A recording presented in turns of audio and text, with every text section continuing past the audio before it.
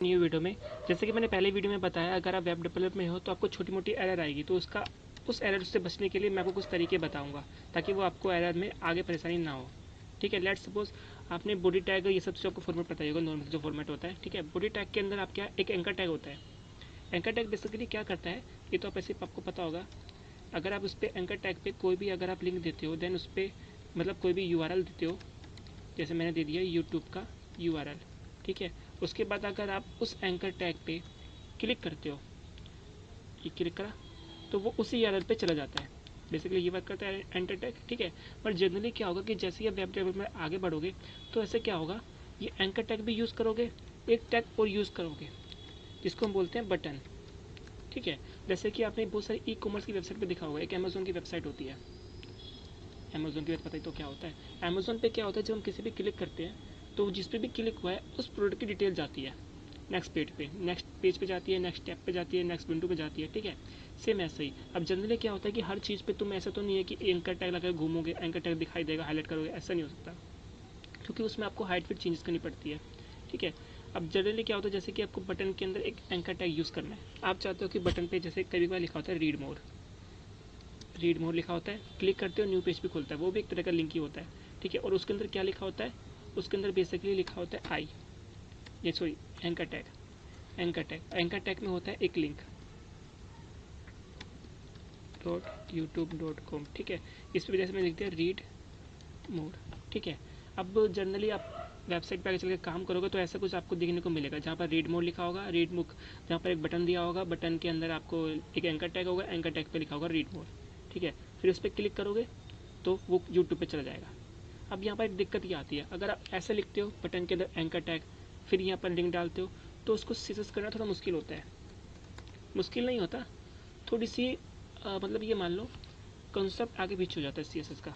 जैसे कि let suppose मान लो कि मुझे ना बटन में पैडिंग चाहिए पहले, तो क्योंकि पैडिंग तो बहुत देनी पड़ेगी अगर आप सीएसएस यूज़ कर रहे हो तो बटन का पैडिंग मैंने दिया 5 पिक्सल, 60% ठीक रहेगा, 15। ठीक है, तो ये पैडिंग हो गई। अब पैडिंग के बाद मुझे क्या है, एंकर टैग को चेंज करना है। एंकर टैग में मैंने दे दिया टेक्स्ट डेकोरेशन, सबसे पहले रन कर देता हूँ तो ये अंडरलाइन चल जाएगी। फ़ॉन्ट चेंज कर देता हूँ, फ़ॉन्ट साइज़ 18 पिक्सल ठीक रहेगा, पिक्सल हो गया। ठीक है, अब इसके बाद मैंने कर दिया फ़ॉन्ट वेट हो गया, लेट एंडेड। नॉर्मल सीएस ले रहा हूँ, ज़्यादा ध्यान मत देना। ठीक है, ये हो गया। अब मैं चाहता हूँ कि जैसे एंकर टैग पे क्लिक हो तो मुझे पता चल जाए। मैं आपको प्रैक्टिकल करके बता रहा हूँ कि आपको एरर आने वाली है। ठीक है, डॉक्यूमेंट डॉट क्वेरी सिलेक्टर। ठीक है, अब जो एंकर टैग पे क्लिक हो, एंकर टैग किस पे, बटन पे, यानी बटन पे क्लिक हो। जब बटन पे क्लिक हो तो रीड मोर वाला फंक्शन को खोलो और रीड मोर के लिए कोई भी चीज़ न्यू टैब में खुले। मैंने करा कंसोल डॉट लॉग बटन।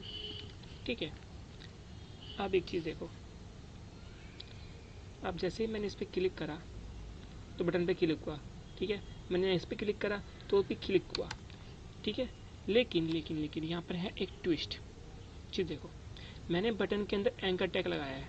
ठीक है, अब होना तो यूँ चाहिए कि बटन पे क्लिक हो तो ये लिंक ओपन हो जाए, लेकिन जब मैं इस पर क्लिक कर रहा हूँ तो नहीं हो रहा।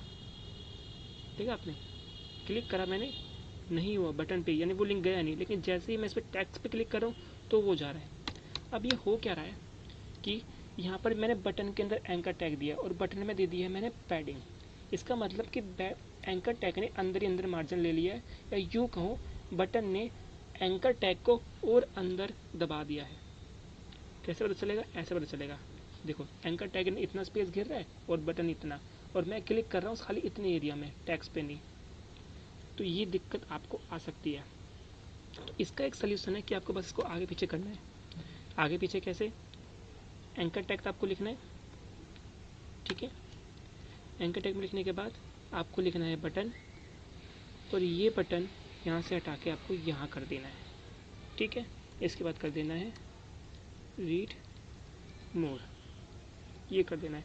अब आप इस पर क्लिक करोगे कहीं भी तो अब यूट्यूब पे जाएगा, यहाँ क्लिक करोगे तो भी यूट्यूब पे जाएगा, टैग्स पे क्लिक करोगे तो ये भी यूट्यूब पे जाएगा। ठीक है, तो जनरली बस आपको एक चीज़ याद रखनी है कि जब भी आपको कोई ऐसी चीज़ करनी है तो आपको एंकर टैग के अंदर बटन डालना है, या एंकर टैग के अंदर स्पैन डालना है, या एंकर टैग के अंदर पैराग्राफ डालना है। पैराग्राफ, बटन या स्पैन के अंदर आपको एंकर टैग नहीं डालना है। क्योंकि जब उसकी आप CSS करोगे, CSS में आप हर जगह तो पैडिंग यूज़ करोगे, पैडिंग से उसका इफेक्ट पड़ जाएगा, और क्योंकि ये इनलाइन होता है तो हाइट भी चेंज नहीं होगी।